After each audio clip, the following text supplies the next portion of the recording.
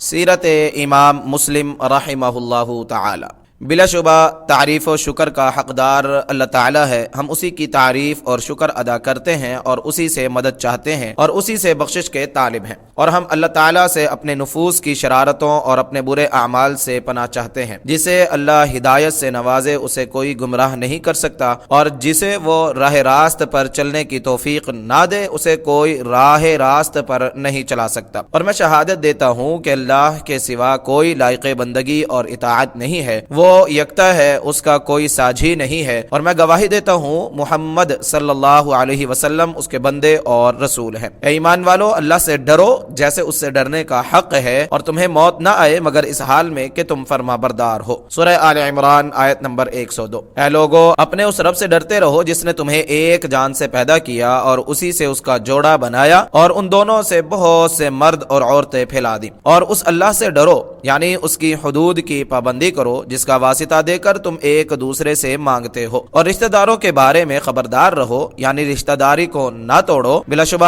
اللہ تعالیٰ تم پر نظر رکھے ہوئے ہے۔ سورہ نساء آیت نمبر 1۔ اے ایمان والو، اللہ تعالیٰ سے ڈرتے رہو اور بات سیدھی یعنی درست کیا کرو، اللہ تعالیٰ تمہارے اعمال کو درست کر دے گا اور تمہارے گناہ معاف کر دے گا، اور جس شخص نے اللہ اور اس کے رسول کی اطاعت کی تو اس نے یقیناً بڑی کامیابی حاصل کر لی۔ سورہ احزاب آیت نمبر 70-71۔ اما بعد، بلا شبہ سچی ترین بات اللہ کی کتاب ہے اور بہترین ہدایت محمد صلی اللہ علیہ وسلم کی رہنمائی ہے، اور بدترین معاملات میں نئے پیدا کردہ ہیں، اور ہر نیا تراشا معاملہ بدعت ہے اور ہر بدعت گمراہی ہے۔ یہ اس امت مسلمہ کے بعض علماء اور محدثین کے حالات زندگی کا سلسلہ ہے جس امت کو اللہ تعالیٰ نے قیامت تک بزرگی اور بلندی سے نوازا ہے۔ اس میں ہم ان علماء کی زندگی کے خصوصی اور عمومی پہلوؤں پر اپنی توجہ مرکوز کریں گے، ان کی صفات، اخلاق، آداب، علم، دین اور عبادت پر، کیونکہ ہم اس دور میں ان صفات کے بہت زیادہ محتاج ہیں۔ اس امت کی عزت و عظمت اس وقت تک نہیں لوٹ سکتی جب تک پہلوں کی ان صفات کو نہ اپنایا جائے اور ان خوبیوں میں سے فوش شدہ کو زندہ نہ کیا جائے۔ ایک عرصہ ہوا ان علماء کی سیرت بہت سے مسلمانوں کی نظروں سے اوجھل ہو گئی ہے۔ جو لوگ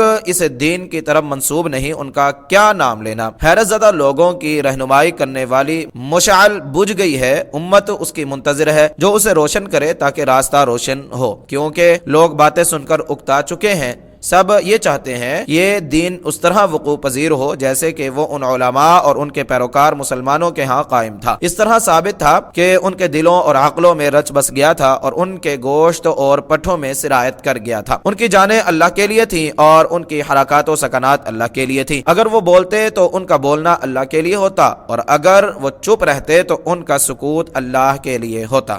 انہوں نے اپنے دین، علم، عبادات اور اعمال سے دنیا کو منور کر دیا۔ اگر آپ ان کے آداب و اخلاق پر نظر دوڑائیں تو آپ ان کے آداب و اخلاق انبیاء علیہم السلام والے پائیں گے۔ اگر آپ ان کی خرید و فروخت اور لوگوں کے ساتھ معاملہ کے بارے میں پڑھیں تو اسے اللہ کی کتاب کی ترجمانی دیکھیں گے اور رسول اللہ صلی اللہ علیہ وسلم کی سنت کو ثابت پائیں گے۔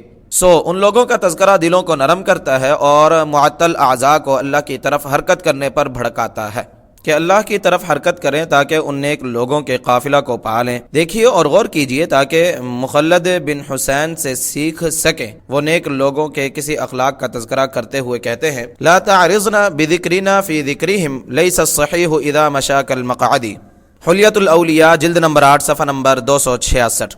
مصنف نے یہ صراحت کی ہے کہ میں نے ماخذ کا حوالہ دیا ہے تو اس حوالے کو بیان کرنا چاہیے۔ میں نے بھی تقریباً سب مراجع کی طرف رجوع کیا ہے تاکہ ان کی صحت کا یقین ہو سکے۔ عبدالعزیز علوی یعنی حلیۃ الاولیاء ابو نعیم جلد نمبر 8 صفحہ نمبر 277۔ ان کے تذکرہ میں ہمارا تذکرہ نہ کریں، تندرست جب چلاتا ہے وہ اپاہج کی طرح نہیں ہوتا۔ انگلیاں کچھ بھی لکھیں اور زبان کچھ بھی بولے تو ان کے تذکرہ کو بیان کرنا ممکن نہیں، اور انسان ان کے ذکر سے اکتاتا نہیں، بعض اوقات میں ہی اس سے توقف کیا جا سکتا ہے۔ میں نے ان کی بکھری ہوئی سیرتوں کو اکٹھا کرنے اور ان کی پوشیدہ خبروں کا تذکرہ کرنے کی کوشش کی ہے تاکہ ان کا تذکرہ امت اور اس کے نوجوانوں کے لیے قندیل بنے، تاکہ وہ ان کے طرز عمل کو اپنائیں اور ان کی راہ پر چلیں اور ان کے ڈھنگ کی پابندی کریں۔ میں نے اکتا دینے والی طوالت اور مقصد میں محل اختصار کو ہی اختیار نہیں کیا اور ہر واقعہ کا ماخذ بیان کیا ہے، لیکن مراجع کے تذکرہ میں وسعت سے کام نہیں لیا تاکہ حواشی کی طوالت قاری کی اکتاہٹ کا باعث نہ بنے۔ میں نے صرف انہی واقعات کو بیان کیا ہے جن پر علماء کا اعتماد ہے، اپنی طرف سے حدیث کے بیان کرنے کے اصولوں کی پابندی نہیں کی۔ محض ثقہ علماء ذہبی وغیرہ کے واقعہ کے بیان کرنے پر اسے بیان کر دیا ہے،